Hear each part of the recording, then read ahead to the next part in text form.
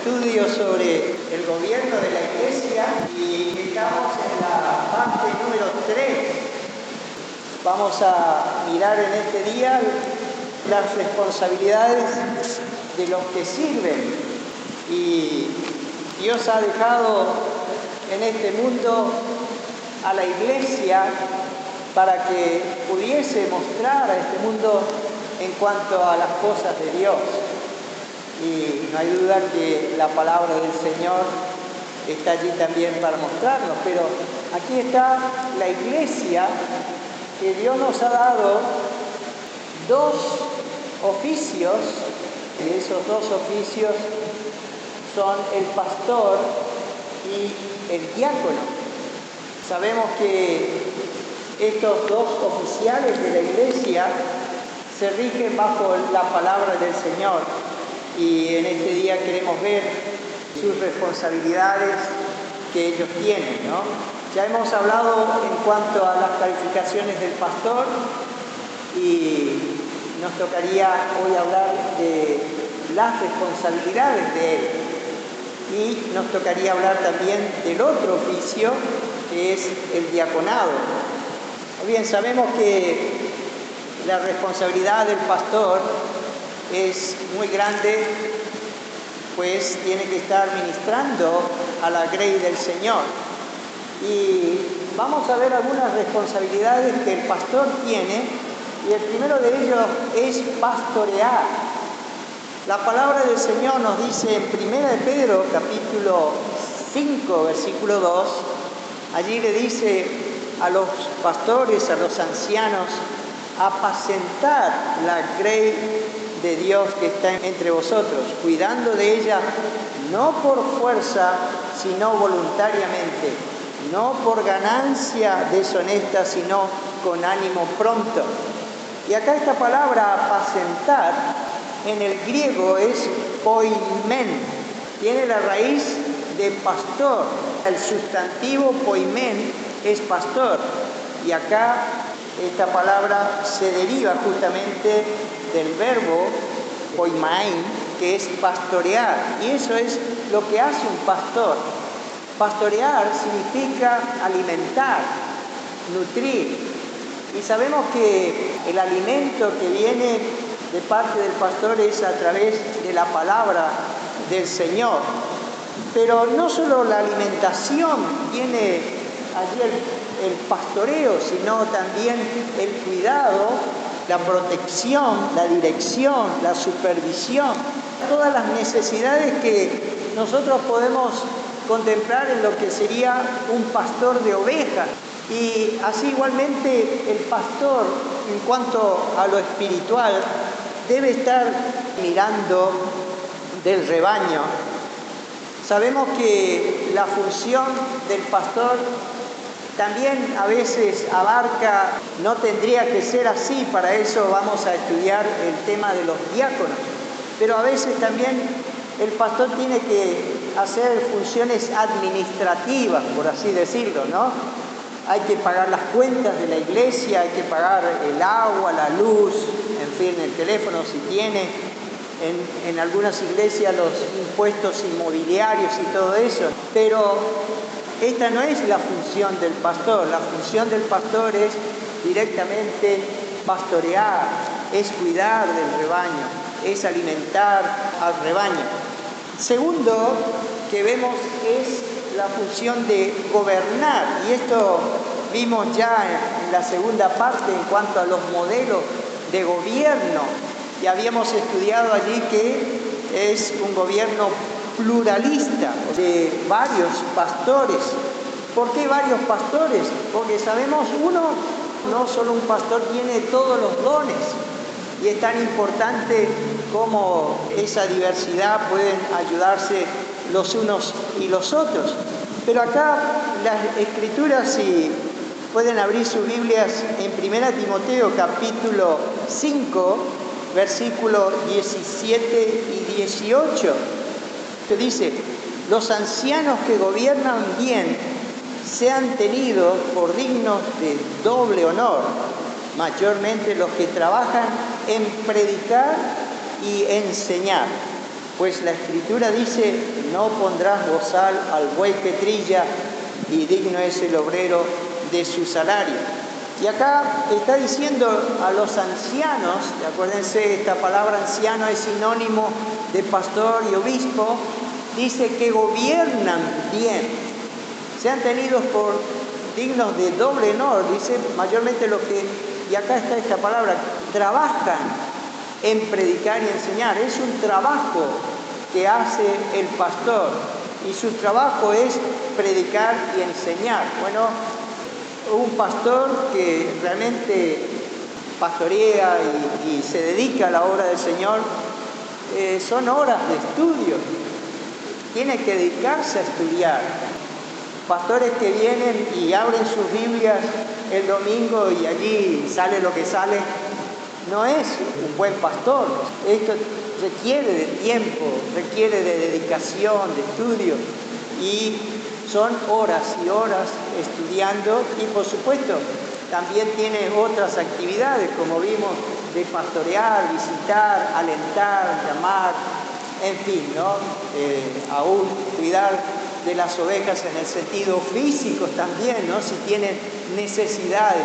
Pero estamos en el tema del gobierno del pastor, y como sabemos, la Biblia dice allí en 1 Timoteo 3:5, pues el que no sabe gobernar su propia casa, ¿cómo cuidará de la iglesia de Dios?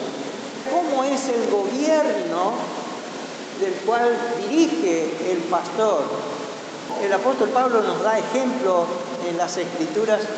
Es como un padre tierno, ¿no es cierto?, que va liderando. No es un déspota, no es un tirano, no es un hombre rudo, sino estamos hablando de ese gobernar tierno, de un gobierno amoroso, cuidadoso y, por supuesto, devoto en el sentido espiritual hacia su familia. Gobierna bien su casa con amor, con ejemplo, con disciplina y con devoción a las cosas de Dios. La Biblia nos dice, en 1 Tesalonicenses 2:11, el apóstol Pablo dice, así como también sabéis de qué modo, como el Padre a sus hijos, exhortábamos y consolábamos a cada uno de vosotros. El gobierno no debe asustarnos. Esta palabra nos asusta un poquitito, ¿no es cierto? El gobierno, el gobernar. En realidad somos gobernados siempre, estamos bajo gobierno siempre. En la escuela tenemos el gobierno de la maestra, hay que sujetarse. Las autoridades civiles, hay que sujetarse al policía de tránsito, al inspector. En el ejército, el que no se gobernaba, o sea, el que era rebelde ya sabía dónde estaba, en el calabozo, en la cárcel. Y así cada uno de los hijos tienen que sujetarse a sus padres.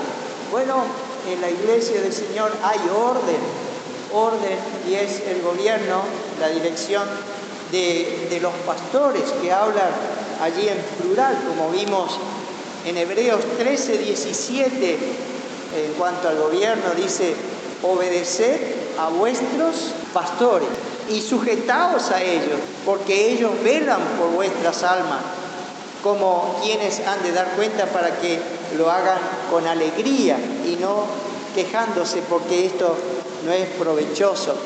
Vemos que los pastores deben gobernar, pero el gobierno debe estar sujeto ¿a qué? A la palabra de Dios. No es un gobierno con mi propia agenda, con mi propio capricho, sino tiene que ser un gobierno de acuerdo a la Escritura.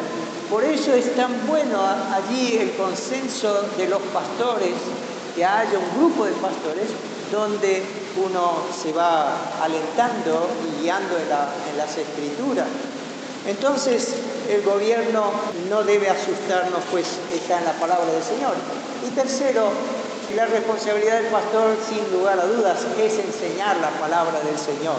El propio pastor debe conocer las Escrituras, debe saber la palabra de Dios. Por eso dice Una calificación del pastor es que debe ser apto para enseñar. No así los diáconos, como vamos a ver, ¿no? No aparece en esta calificación la de enseñar, sí la del pastor. En Efesios 4:11, cuando menciona el don de pastor, dice pastor maestro. Y creemos que esto no es el pastor y maestro, sino que es el mismo oficio. El pastor debe ser un maestro, debe conocer las Escrituras, debe saber las Escrituras. Por eso es tan importante enseñar la palabra del Señor, dedicarse a la enseñanza. En Hebreos 13:7 dice: acordaos de vuestros pastores que os hablaron la palabra de Dios. Considerad cuál haya sido el resultado de su conducta e imitad su fe. Hablaron. ¿Cuál es la función del pastor? Enseñar la palabra del Señor, exponer la Escritura. El propósito de la iglesia es edificar a los santos, y la edificación se llega únicamente a través de la palabra del Señor. El apóstol Pablo le dice a Timoteo, 2 Timoteo 4:2, que prediques la palabra, que instes a tiempo y fuera de tiempo, redarguye, reprende, exhorta con toda paciencia y doctrina. Esta es la función, la responsabilidad del pastor. Primero, pastorear, es dar alimento a la congregación. Segundo, gobernar. Él debe guiar a la congregación, él o ellos, ¿no? Tercero, enseñar. Cuarto, vigilar. Sabemos que el pastor, también llamado obispo, el nombre obispo es un sobrevedor, alguien que está observando, alguien que está vigilando, alguien que está controlando. Se vigila en cuanto a las ovejas, en cuanto a los lobos que quieren entrar o que quieren enseñar falsas doctrinas. Una de mis preocupaciones como pastor es que los miembros estén alerta sobre las falsas doctrinas. Y tratamos de explicar, ya sea del púlpito, a veces personalmente. Bueno, ahora estoy enseñando sobre los dones y estoy enseñando sobre el don de apóstol, que ya no hay más, el don de profeta, que ya no hay más, don de lenguas, don de milagros, don de señales, de interpretación de lenguas, que ya no están más. Entonces, advertir a los santos, advertir en contra del calvinismo. No es una doctrina inofensiva, trae mucho daño. Hay predicadores muy reconocidos en el medio que salen en YouTube y todo eso, pero la doctrina calvinista trae mucho daño, hace muchos estragos en muchas partes, ¿no? Hoy se ha difundido tanto. En fin, vigilar, alertar a los hermanos. En Ezequiel capítulo 33, versículo 7, el Señor le habla aquí a Ezequiel y le habla como ese que tiene que estar, como ese atalaya, vigilando. 33:7 dice: a ti, pues, hijo de hombre, te he puesto por atalaya a la casa de Israel, y oirás la palabra de mi boca y los amonestarás de mi parte. Esa es la función de aquel que tiene esta responsabilidad de cuidar, no de abrir la puerta y que las ovejas sean llevadas y dispersadas como pasó. Fíjense, abran allí en Ezequiel capítulo 34, versículos 2 al 6. Dice: hijo de hombre, profetiza contra los pastores de Israel. Profetiza y di a los pastores: así ha dicho Jehová el Señor, ay de los pastores de Israel, que se apacientan a sí mismos. ¿No apacientan los pastores a los rebaños? Coméis la grosura y os vestís de la lana, la engordada degolláis, mas no apacentáis a las ovejas. No fortalecisteis las débiles, ni curasteis la enferma, no vendasteis la perniquebrada, no volvisteis a redil la descarriada, ni buscasteis la perdida, sino que os habéis enseñoreado de ella con dureza y con violencia, y andan errantes por falta de pastor, y son presas de todas las fieras del campo, y se han dispersado. Anduvieron perdidas mis ovejas por todos los montes, en todo collado alto, y en toda la faz de la tierra fueron esparcidas mis ovejas, y no hubo quien las buscase, ni quien preguntase por ellas. O sea, estaban totalmente desamparadas, olvidadas, sin tener prácticamente importancia estas ovejas. El pastor que no cuida, que no se interesa, que no les importa las ovejas, para mí no es pastor, no tendría que estar en el cargo, porque es el que está velando por ella, el que está protegiendo, alertarle. Un pastor que ve que en su iglesia está entrando el pecado y no obra de acuerdo a las Escrituras. Un pastor que ve donde hay conflicto entre hermanos, aún por aquellos hermanos que están enfermos y que no hay tal cuidado, no hay tal visitación ni atención. Esta es la función del pastor: vigilar, cuidar, atender. Preocuparse, ¿no es cierto? Es una preocupación que realmente las ovejas importan a la vida del pastor. Hay necesidades económicas. Hoy en día, la iglesia tiene que ser promovida por el pastor, vamos a ayudar a tal o cual hermano, ¿no?, en su necesidad.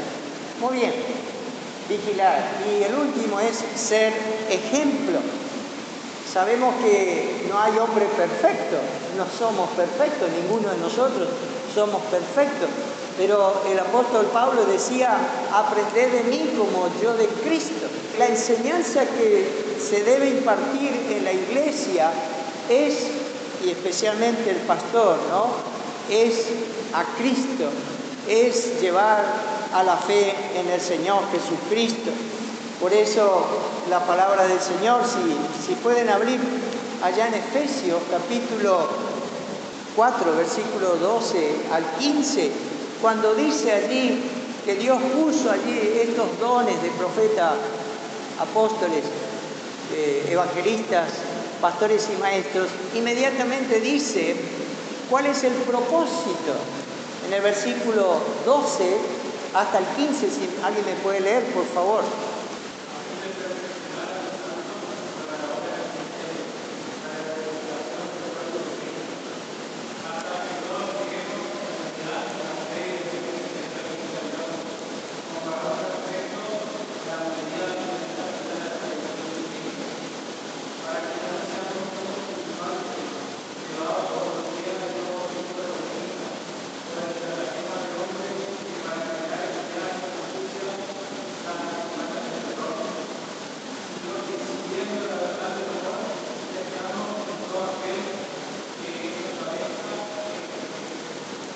Esta es la función del pastor: llevar nuestra vida, debe ser llevada al ejemplo de Cristo. No exaltar al hombre, no es la exaltación de uno mismo, sino la exaltación de Cristo.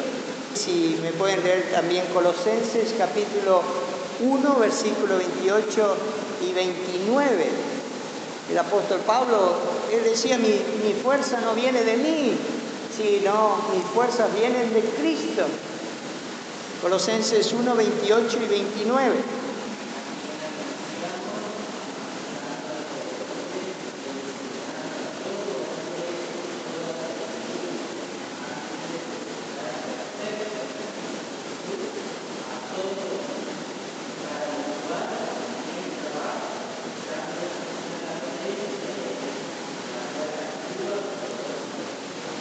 Ahí está, ¿no? Entonces, llevando todo pensamiento cautivo a Cristo, hablando de Cristo, presentando a Cristo.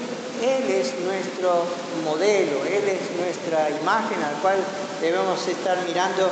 Entonces, cuán importantes son hombres espirituales que estén reflejando allí a Cristo en sus vidas. Muy bien, vamos a entrar ahora entonces a los diáconos. Vamos a 1 de Timoteo, capítulo 3, versículo 8 hasta el 13. Y allí el apóstol Pablo describe las calificaciones de los oficiales de la iglesia, y primeramente los pastores y ahora los diáconos. Dice, los diáconos asimismo deben ser honestos, sin doblez, no dados a mucho vino, no codiciosos de ganancias deshonestas, que guarden el ministerio de la fe con limpia conciencia. Y estos también sean sometidos a prueba primero, y entonces ejerzan el diaconado si son irreprensibles. Las mujeres asimismo sean honestas, no calumniadoras, sino sobrias, fieles en todo. Los diáconos sean maridos de una sola mujer, y que gobiernen bien sus hijos y sus casas, porque los que ejerzan bien el diaconado ganan para sí un grado honroso y mucha confianza en la fe que es en Cristo Jesús. Muchas veces se habla como que el diaconado es un servicio como de segunda, como que no vale mucho. No es así. Las Escrituras nos hablan de que este oficio, este servicio al Señor es algo honroso y tiene sus calificaciones, tiene sus cualidades para estar en este cargo. Y allí vemos que debe ser honesto, dice. Lo primero, una persona honesta, y esto es andar en la verdad.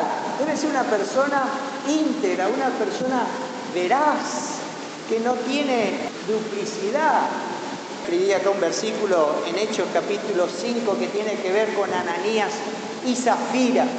¿Se acuerdan cuando Pedro le pregunta a Ananías, ¿vendiste la heredad en tanto? Y muere porque había mentido. Y después allí en Hechos capítulo 5 versículo 8 le pregunta a la mujer, entonces Pedro le dijo, dime, ¿vendiste la heredad? Y ella dijo, sí, en tanto. Mintió, deshonestidad. Imagínense un diácono que tenga que manejar dinero deshonesto, que no es íntegro. En fin, no puede estar dentro del ministerio. Honesto significa honorable, respetable, digno de estima. Sin doblez. Y en el griego es bilogos. Bilogos significa una persona que tiene dos palabras, ¿no? A una persona le dice una cosa y a otra persona le dice otra cosa. O sea, es una persona de doble hablar. Es alguien que dice dos cosas distintas sobre una misma cosa. No es un hombre de una sola palabra. No es íntegro y tiene un trato especial o un trato diferente en su hablar con muchas personas. La Biblia dice, pero sea vuestro hablar sí, sí, no, no, porque lo que es más de esto, de mal procede.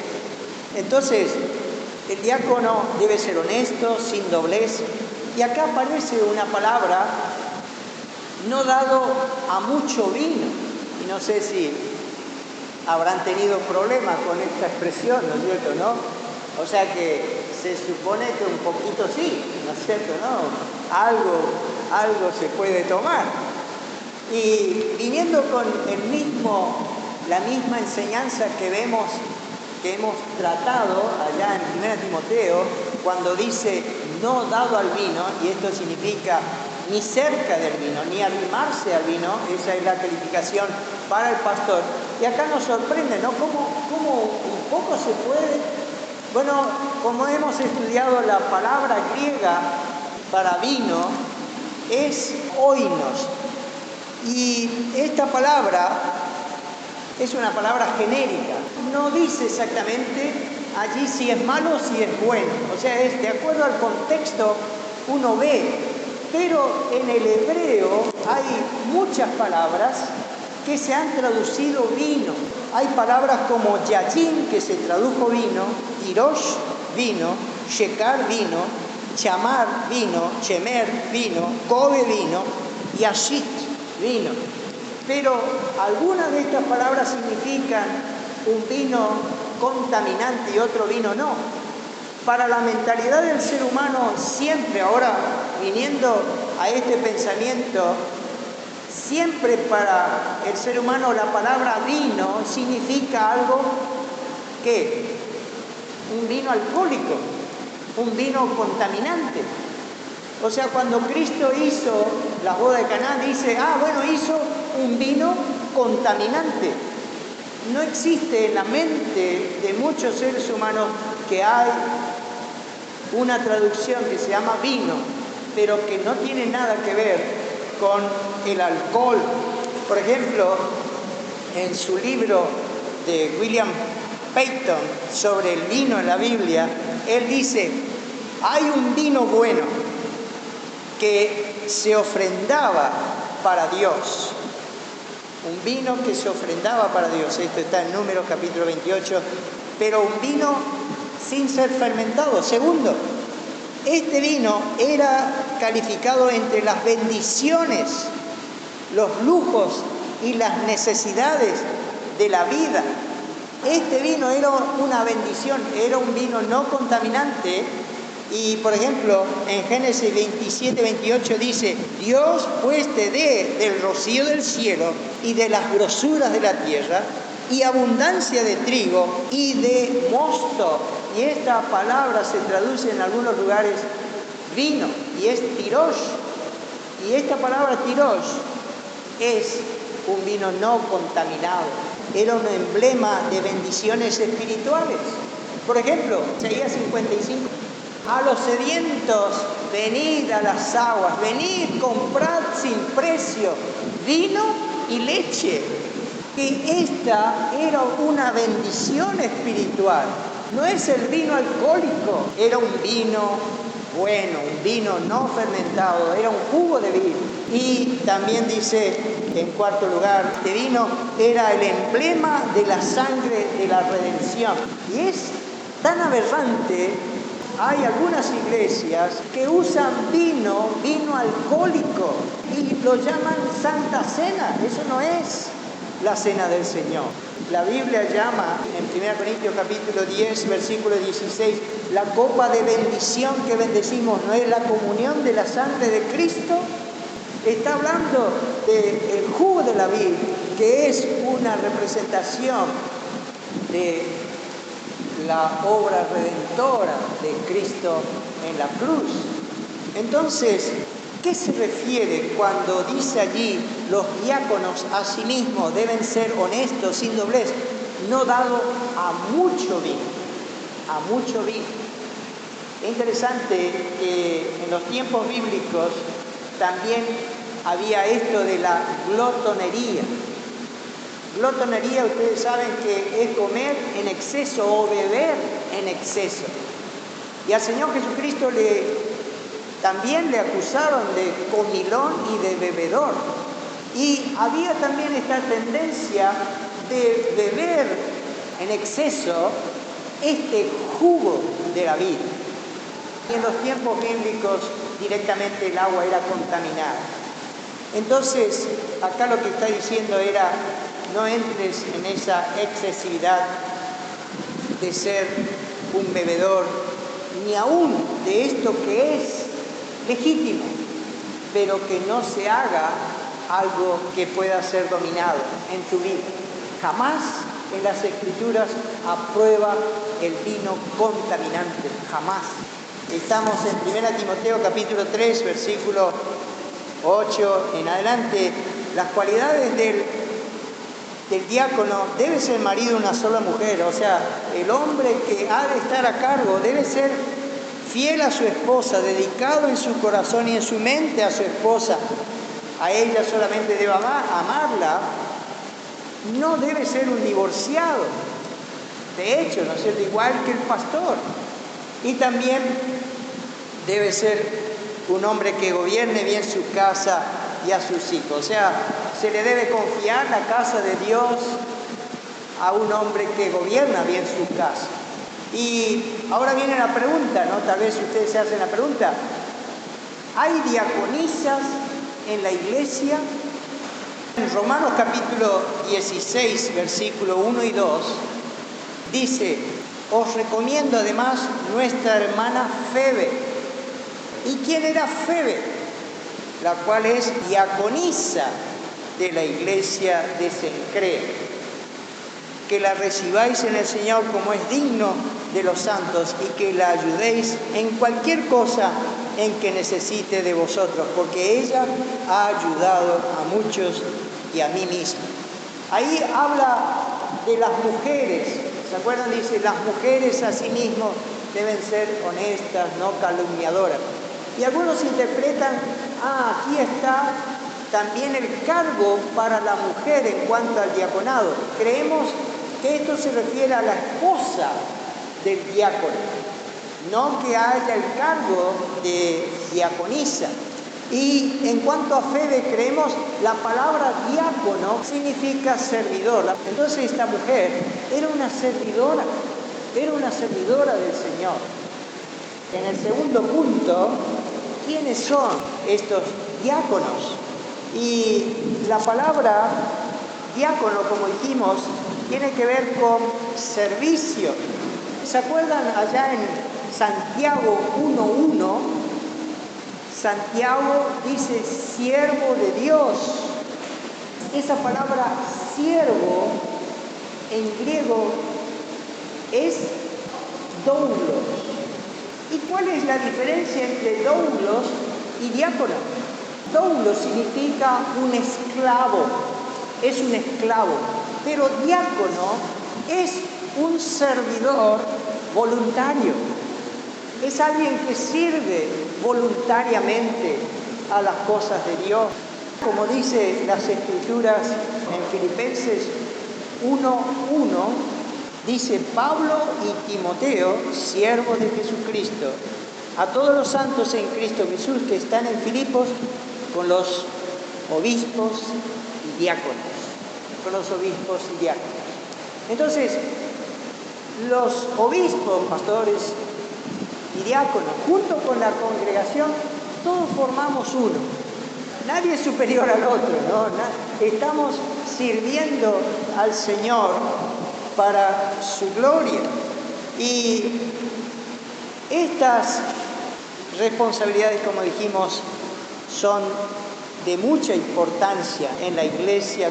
Nadie debe desvalorizar el servicio en la iglesia y debe ser una persona que tenga estas cualidades. Vamos a mirar el origen, cuándo se originó el diaconado. Y si vamos en el libro de los Hechos, en el capítulo 6, allí vamos a ver cuándo se originó. Acuérdense que recién el apóstol Pablo se convirtió después de esto y allí se estableció este servicio. Pero dice que había un problema en la iglesia primitiva, que las hermanas griegas eran desatendidas, eran hermanas que se habían convertido primeramente al judaísmo y después esas hermanas, pues acuérdense que todavía no se predicaba a los gentiles, no se predicaba a los que no eran judíos, pero aquí eran personas prosélitas que habían aceptado al Señor. Vamos a leer en el capítulo 6, versículo 1 al 6, donde se originó el diaconado. En aquellos días, dice, como creciera el número de los discípulos, hubo murmuración de los griegos contra los hebreos de que las viudas de aquellos eran desatendidas en la distribución. Fíjense esta palabra, distribución significa diaconía. Entonces aquí aparece la palabra diaconía. Entonces los 12, versículo 2, convocaron a la multitud de los discípulos y dijeron, no es justo que nosotros dejemos la palabra de Dios para servir. Y esta palabra también tiene que ver con diácono y es diaconet o diaconía, que tiene que ver con el servicio. Versículo 3. Buscad pues, hermanos, de entre vosotros a 7 varones de buen testimonio. Fíjense las cualidades que tenían que tener estos hombres. Buen testimonio. Segundo, llenos del Espíritu Santo y de sabiduría.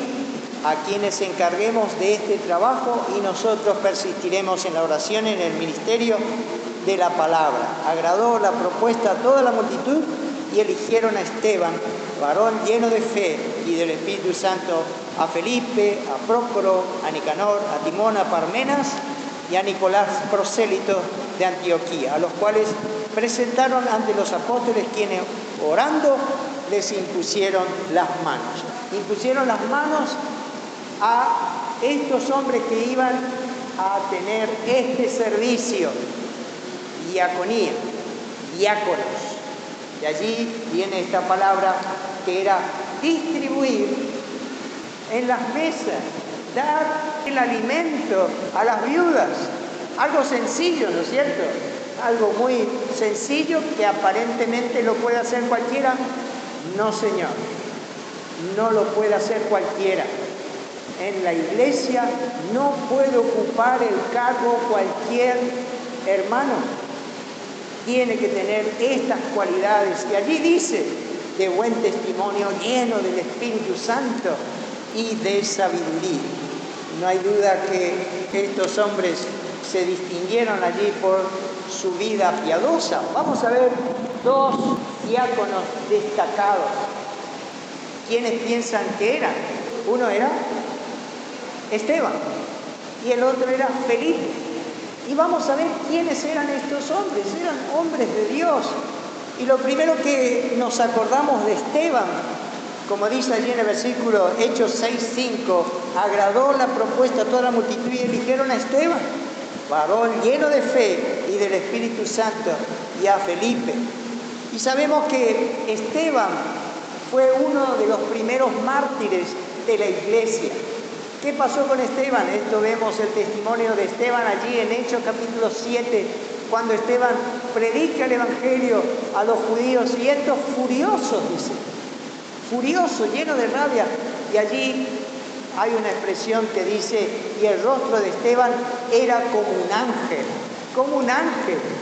Y aún se encendieron cuando Esteban dijo, a punto de morir ya para ser apedreado, ve al Señor, dice, en los cielos. Y no solo esto, dice la palabra del Señor en Hechos 7:56, dice, y dijo, he aquí veo los cielos abiertos y al Hijo del Hombre que está a la diestra de Dios.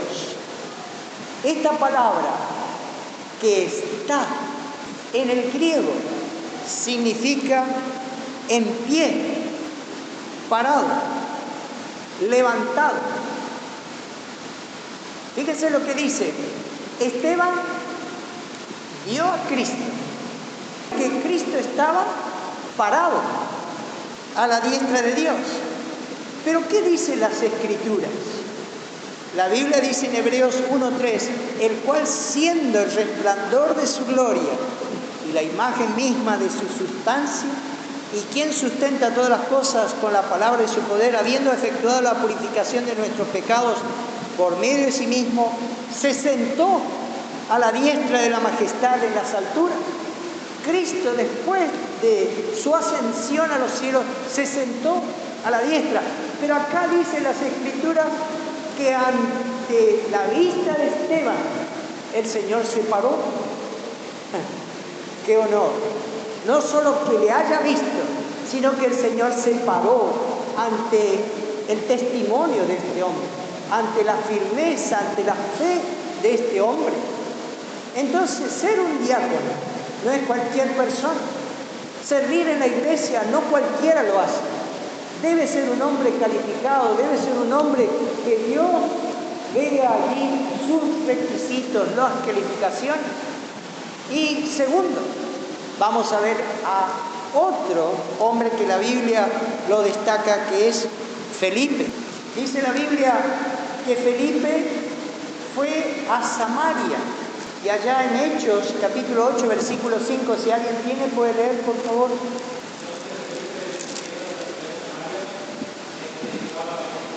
Ahí está. Entonces Felipe descendió a la ciudad de Samaria y predicaba a Cristo. Bueno, si tenemos conocimiento de lo que sucedía en Samaria por 7 siglos. El pueblo judío con el pueblo samaritano vivían en conflicto, no se relacionaban. ¿Se acuerdan? Juan capítulo 4, todos, dice, daban un rodeo para no pasar por Samaria. Hasta lo llamaron al Señor Jesucristo samaritano, despectivamente. O sea, no había relaciones. Pero acá vemos a este hombre que hizo esa unión. Él fue y predicó en Samaria, porque allí habían almas para predicar. Pero no solo esto. ¿Se acuerdan cuando dice que Felipe le predicó al eunuco? ¿Qué pasó con Felipe allí? Si alguien me puede leer, por favor, Hechos 8:39.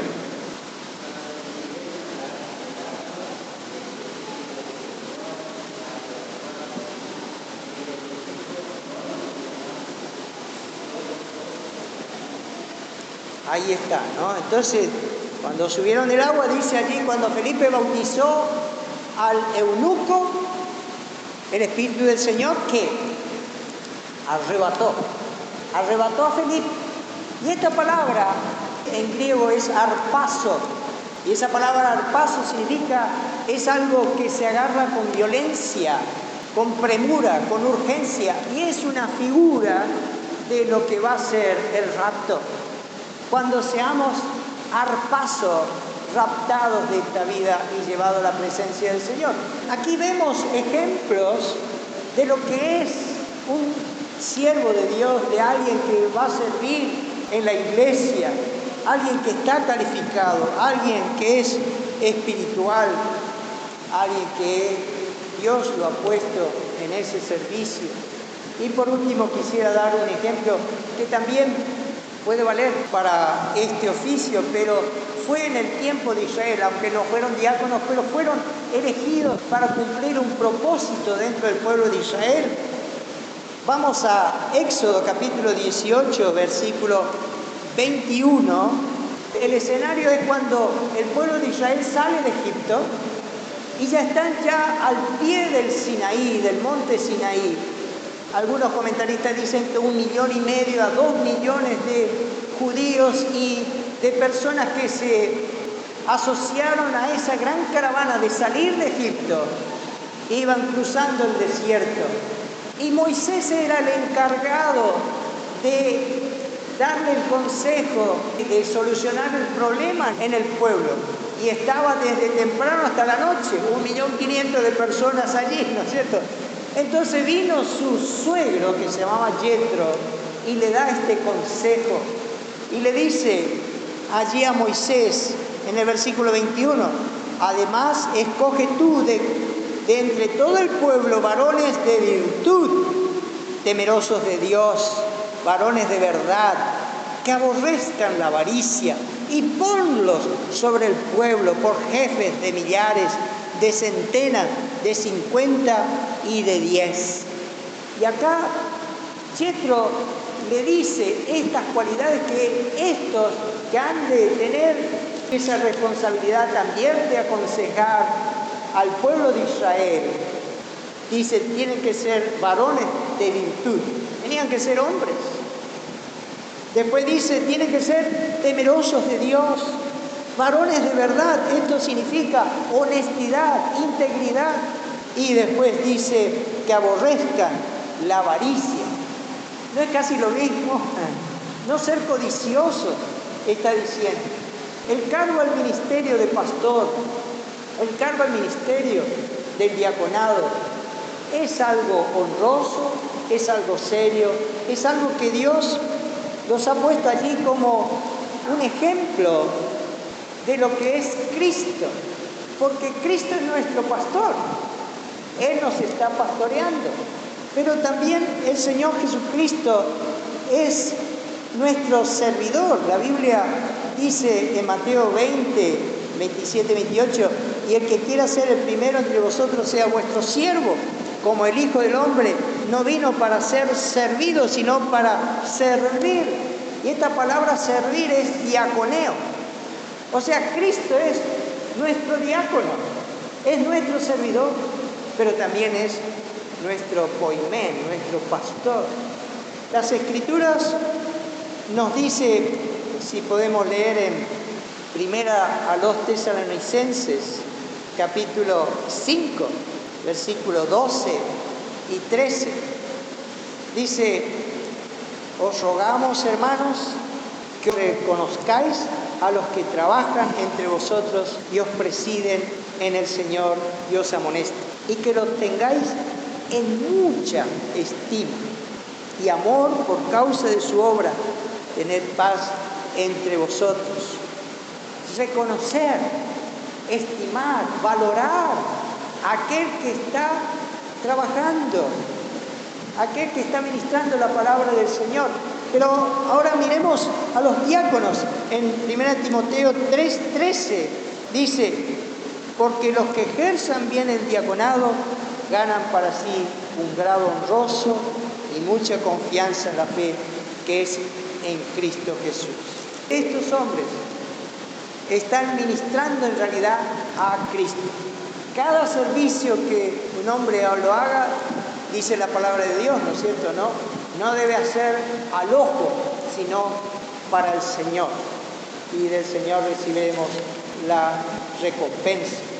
Bueno, qué importante es esto entonces dentro de la iglesia que Él compró por su sangre, que se debe predicar el Evangelio, el mensaje que Cristo murió por nuestros pecados, que Él fue a la cruz para salvar nuestras almas.